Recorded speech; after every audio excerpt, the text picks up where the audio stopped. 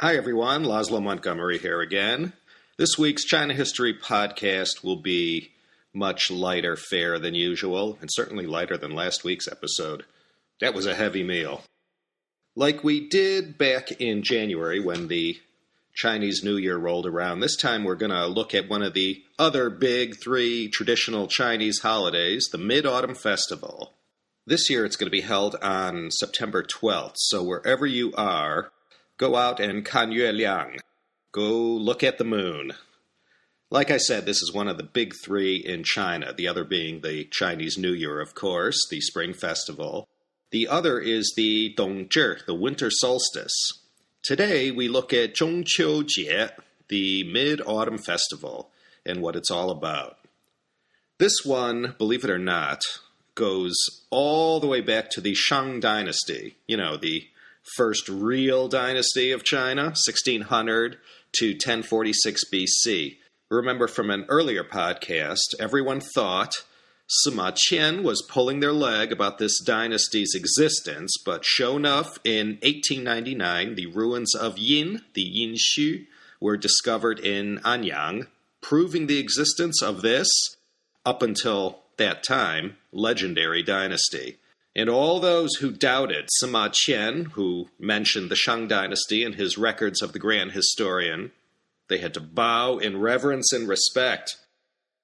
Chinese holidays, well, there's a lot of them, but only 6 of them are big enough to be public holidays. So, of all the holidays in China, the big ones are, of course, Chinese New Year, Qingming, Dragon Boat, Mid-Autumn, and Double Nine, or Chongyang. That day is also known as the Chinese Thanksgiving. It's an important family get-together day where a big banquet is served and everyone eats tangyuan and jiuniang, or if you're a northerner, for sure you'll have dumplings. Qingming is the holiday known as Grave Sweeping Day. You visit your ancestors' graves. Dragon Boat Festival, well, it commemorates the poet and patriot Qu Yuan, and you have dragon boat races, and you eat zongzi. Chongyang, well, it's sort of similar to Qingming, but the big ones, at least traditionally, going back a long time, are the New Year, Mid-Autumn, and Winter Solstice. And today, we look at the Mid-Autumn Festival, also known as the Lantern Festival and Mooncake Festival. This is really a beautiful holiday, especially if you're experiencing it with children or grandchildren. And I bet the great-grandparents of China have a nice, warm, fuzzy feeling of satisfaction watching as a new generation embraces this 3,000-year-old tradition. This one is a big deal. This one's a big deal. Back in the day, when I was living in Hong Kong with 2 small children born there, it seemed to be a very popular activity to go out to all the public gathering places, such as Victoria Park, and walk around looking at the moon, if it was visible that night, and checking out everyone's lanterns. There was every conceivable kind of lantern, battery-powered lanterns with candles, you name it. And hawkers would be out selling all manners of lighted toys made less than 100 miles away in the factories of Shenzhen. And since the whole ritual of Mid-Autumn Festival was an evening activity, it sort of lends a special kind of excitement. The holiday is always held on the 15th day of the 8th month of the Chinese calendar. This is the time when the moon is at its brightest and roundest. And if you get lucky and catch it on a clear night, which wasn't very often in Hong Kong, it's really a sight to see. So it's another classic family night out in Chinese culture, and those who still participate in all the customs and rituals still get a kick out of it, I'm sure. Every tradition has a story, and this is the story about this important Chinese holiday. There are actually 3 main stories, and of these 3, the one we're going to talk about now is the main one, and this main one has multiple variations. The whole story revolves around 2 characters, Chang'e and Hou Yi, who lived back in the time of the Emperor Yao. Yao was, of course, one of the San Huang Wu Di, the mythical 3 emperors and 5 sovereigns. He was one of the 5 sovereigns. And it was Yao who passed the mantle of leadership to Shun. And it was Shun, who you may recall from the very first podcast from our Dynasty Overview series, who passed the crown to Yu the Great, founder of the still legendary Xia dynasty. And that dynasty shall remain legendary until someone digs up some ruins like they did with the Shang when Yin Xu was discovered. So in short, this legend behind the Mid-Autumn Festival goes all the way back to the beginning of Chinese history, and certainly before Chinese recorded history. Now, it formally doesn't become a holiday called Zhongqiu until the year 420 AD, in the time of the Liu Song dynasty. As I said, there are a number of variations of the legend of Chang'e, but they all begin in the time of Yao, and the time of Yao, well, this is the period of the Great Flood in biblical times, Noah's Ark. Noah had to deal with the same problem as Yu the Great, so these floods were worldwide, or at least from one end of Asia to the other. So we're back in these times, 2200, 2300 BC, about 4,300 years ago, over 1.5 million days ago. That's a long time, considering some days alone feel like an eternity. The holiday falls on the exact moment when the tilt of the Earth's axis is such that the hours, minutes, and seconds that make up the night are no longer than those that make up the day. And from the Greek equus nox, meaning equal night, we get the word equinox. And it's around the time of the autumnal equinox, when the moon is at its fullest and brightest. That's when this festival takes place. And in the world of Chinese agriculture, this coincides with the end of the harvest season, so you can well imagine the roots this holiday has in rural China. They're pretty deep. So there are the three traditional stories behind Mid-Autumn Festival. All three are part of the lore of the holiday. So let's look without further delay at Chang'e and Houyi. There are, again, like I said, multiple variations about this legend, but they all involve basically the same characters. Chang'e is none other than the Chinese goddess of the moon. And maybe you might recall the Chang'e Yi Hao, the Chang'e number 1. This was the unmanned lunar orbiting spacecraft that was successfully launched in October of 2007 by China. They named this spacecraft after the moon goddess, who we speak of today. She lives on the moon. She's not the moon itself, and she's married to Houyi. Houyi, how do I explain him? He's a god who was a keen archer and could do all kinds of magical and incredible things with his bow and arrow. He came from the Dongyi people, who were one of the several Neolithic civilizations that sprung up in the east of China. So Chang'e and Houyi, they are immortals living the life of gods back in ancient times. Well, everything back then was going along fine when suddenly one day there was a situation. There were these 10 Sunbirds. These were the children of the god of eastern heaven, or Dijun. These birds had 3 legs each, so they were called the Sanzuwu, or 3-foot crows. These were not run-of-the-mill black crows. These were special, and they were called Yangwu, or sun crows, or also Jinwu, or golden crows, since gold symbolized the sun. So these 10 sunbirds, the way it worked, they were driven around the world, 1 bird per year, by the mother of the suns, known as Shihe. She would ride this chariot or carriage driven by 1 sunbird, whose ever turn it was, I guess. And it was the sunbirds who illuminated the earth and brought it the necessary warmth.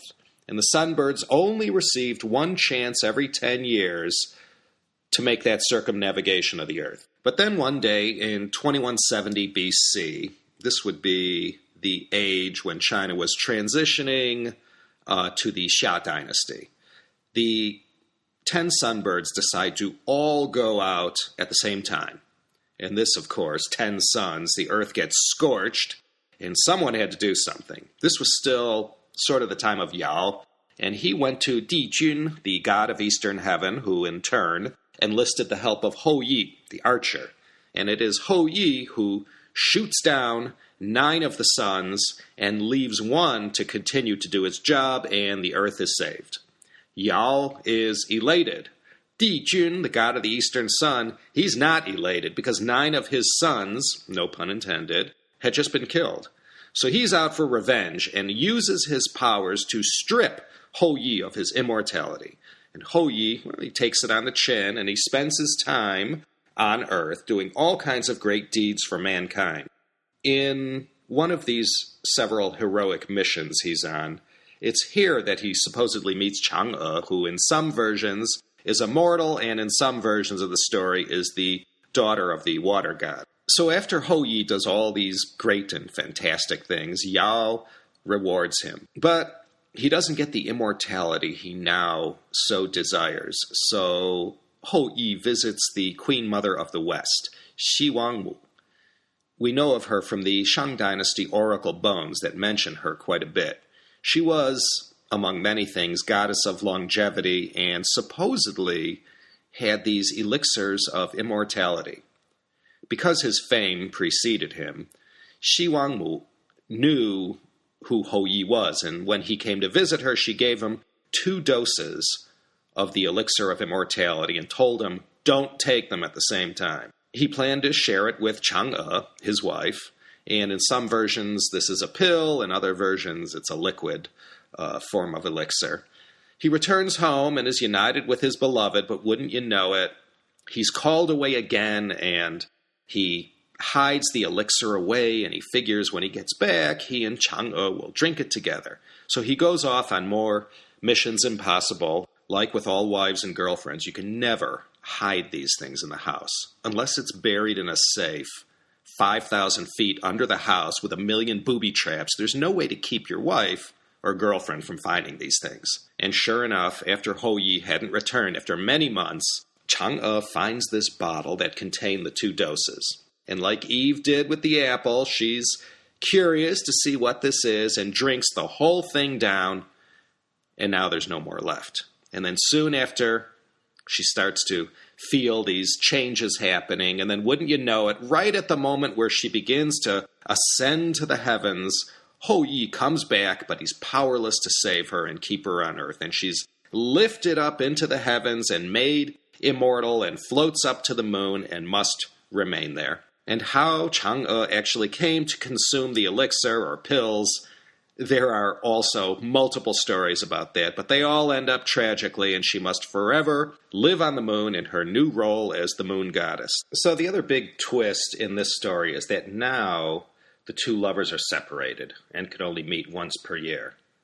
Hou Yi, he became associated with the sun because of a palace that he built there, well, at least according to one of the variations of the story. And it's only once per year at the time of the autumnal equinox that the 2 lovers can meet. And Chang'e represents the female lunar yin principle, and Hou Yi represents the male solar yang principle. So they are also one of the many manifestations or representations of yin and yang in Chinese culture. And because it is only on this one evening per year that these lovers can meet, there's a whole romantic element associated with the Mid-Autumn Festival, and so it's also a night for lovers as well. You don't have to have kids to groove on the holiday. And so you have this version which concerns Chang'e and Hou Yi, and like I said, no exaggeration, there have to be at least a dozen variations of this story floating around. There's also a much simpler story behind the Mid-Autumn Festival, and this one concerns the so-called Yu Tu, or Jade Rabbit. He is the companion of Chang'e, and Chinese going way back claimed the markings on the moon's surface, visible from Earth, have this particular shape that looks like a silhouette of a rabbit with a mortar and a pestle in front of him. And contained inside this mortar is the elixir of life that the rabbit is always trying to grind out for his lady. The only problem is he never seems to get it, so he's always working this mortar and pestle without any conclusion. So the Jade Rabbit is associated with Mid-Autumn Festival as well, and you'll see all kinds of references to him. How he ended up living on the moon is an interesting story. The gods were testing 3 animals, a fox, a monkey, and a rabbit. As the story goes, 3 fairies transformed themselves into raggedy old beggars, and they stood by the side of the road and begged for something to eat, and along comes the fox, the monkey, and the rabbit. The fox and the monkey both had food to give the old man, but the rabbit, he was empty-handed. but he offered his own flesh instead and jumped into the blazing fire so that his flesh might be cooked and that the beggars might not starve. These fairies were so moved by the rabbit's selfless act that they immortalized the rabbit and let him live in the Moon Palace, where he became the Jade Rabbit. The signature food of this festival, as we all know, is the mooncake. In Chinese, it's called a yuebing. These things are sold once a year, starting maybe a month or so before the main event. The main filling is this dense lotus seed or red bean paste. In addition to the paste, there are usually 1 or 2 egg yolks from duck eggs that are inside, in the middle of the mooncake. And these egg yolks, of course, symbolize the full moon. And the outer shell it's a pastry kind of thing, which is molded with all kinds of fancy designs and Chinese characters, usually some lucky character like harmony, he, or longevity, shou. Each one has about as many calories as a Big Mac, so you don't want to eat too many of them. There's no one kind of mooncake. The way they make them in Beijing isn't the way they make them in Hong Kong or Guangzhou, and the Ningbo style mooncake has little in common with the Yunnan style mooncakes. Nowadays, in these times where anything goes, there has been an utter explosion of every imaginable kind of designer or exotic mooncake. And they've been around since at least the southern Song dynasty during the 12th and 13th century. There's a whole tradition of giving mooncakes to friends, family members, business clients, and anyone else whose shoes you might be trying to shine. So in addition to being called the Mid-Autumn Festival, this is also known as the Mooncake Festival. The last little story I like the best, and it involves mooncakes. This is a little bit more exciting than the other legends. This involves the Mongols of the Yuan dynasty who ruled China from about 1271 to 1368. This would have taken place around the year 1367 because the Mongols were officially kaput by 1368. That's the year when the Ming Dynasty begins. So this story takes place when the Han Chinese were rising up to get rid of the Mongols who had ruled them for a century. But these Mongol rulers, they kept a very tight ship, and things like public gatherings or anything that might allow the people to plan any revolts were strictly outlawed. The Mongols were so few, and the Han Chinese so many, so every precaution was taken. As the story goes, the great Zhu Yuanzhang, who would later go on to found the Ming Dynasty and become the first emperor, he had an advisor named Liu Bowen who came up with the great idea to use the cover of the fast-approaching Mid-Autumn Festival to stage a mass revolt against the Mongols. So Liu prepared this big ruse whereby thousands of mooncakes were distributed across the city to all the Han Chinese in the guise of an offering to the Yuan emperor's good fortune. It was a well-known fact that Mongols, they didn't care for mooncakes. And so the story goes, inside each mooncake was written a message that said, 八月15 sha dazi, which means, rise up on the 15th day of the 8th month, which was the Mid-Autumn Festival, and kill the Mongols. And though there is absolutely no historical evidence that this ever happened, it was right around the Mid-Autumn Festival that the final stages of the revolt had taken place, and of course we all know the forces of Zhu Yuanzhang were successful, and on January 23rd, 1368, he became the Hongwu Emperor, the first emperor of the Ming Dynasty, which would ultimately be the last Han Chinese dynasty. It was followed by the Qing, which we all know was a Manchu dynasty. So whether or not mooncakes played a supporting role in overthrowing the Mongol Yuan dynasty and ushering in the Ming, I can't say for sure, but that's what the tradition says. And tradition is what this holiday is all about, and it's traditions that help define a culture and make it what it is. Chinese culture has thousands of these traditions, big and small, in the north of China, in the south, in the mountainous areas, in the west, amongst the Han and the minority peoples. And coming up this Monday night, the 12th, is a big one in the Chinese world. It will be a public holiday the next day in China and on the 13th. And all my colleagues in Ningbo will get a nice well-deserved rest. And I'm sure everyone who is a kid, 8 years old or less, will be out looking at the moon, eating mooncakes, and carrying a lantern of some sort.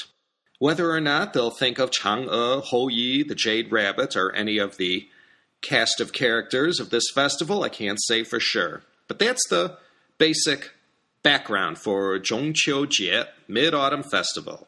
I encourage you all Monday night to go out and kan yue liang, go out and look at the moon and look on the very same object that mankind has been gazing and studying and wondering about for thousands and thousands of years, even before recorded history. We sort of take the moon for granted, and of course, astronauts have landed on its surface, and scientists from the U.S., China, Russia, and elsewhere have all studied everything about it. There isn't much left about the moon that's a mystery to man. But can you imagine going all the way back to the beginning, when man reached that stage of his development, when he first began to observe the moon and noticed how it waxed and waned and how sometimes it was brighter and seemingly closer to Earth than other times, the earliest observations of the moon, and I guess the sun as well, were all tied in with the religions of the day, those ancient days, no matter in India or Egypt or China or Mesopotamia. These celestial objects, well, they couldn't be explained, and so were all considered divine. And everyone had their ancient traditions tied to the moon, and for the Chinese, nothing out-trumps Mid-Autumn Festival as far as holidays that are tied to the moon. Not only because of the timing of the lunar calendar, but because of the ancient stories as well. Though the lanterns these days are a little snazzier, and some require batteries, and the mooncakes might have more modern preservatives and fillings, the whole Mid-Autumn Festival today is very, very close to how it's been celebrated since the days when all the greatest of the greats from Chinese history walked this earth and had their moment in history. So today, we looked at this festival in China, and we've seen what it's all about. As I said, it happens on the 15th day of the 8th month, which corresponds to our Gregorian calendar date of Monday, September 12th, and it will be a public holiday on that day in China. On the 13th is the public holiday in Hong Kong. So everyone on Monday or Tuesday evening, go out, kan yue liang, go look at the moon, and see if you can't make out the Jade Rabbit mixing his herbs, trying to get that elixir of immortality just right. This is the one night per year that Chang'e and Houyi get together, so keep an eye out for them as well. This is Laszlo Montgomery once again, your humble host, narrator, and as you can tell from the sound quality, the audio engineer as well. I'm coming to you almost every week from the ChinaHistoryPodcast.com and, of course, on iTunes. Again, if you're looking for some good news and information sources about what's going on in China today, again, I strongly recommend that Sinica podcast. And a new one I just found out about. This one's called the China Money Podcast, and it features Nina Xiang. She brings all kinds of interesting guests who talk about the world of finance and investment in China. So if you're interested in big business and trends in China, go check it out. Both the Sinica Podcast and China Money Podcast are available via iTunes, or you could just Google them. So that's all I got today. Have a happy holiday. Well, to everyone who plans to celebrate it, that is. Join us next week, won't you, for another exciting episode of the China History Podcast.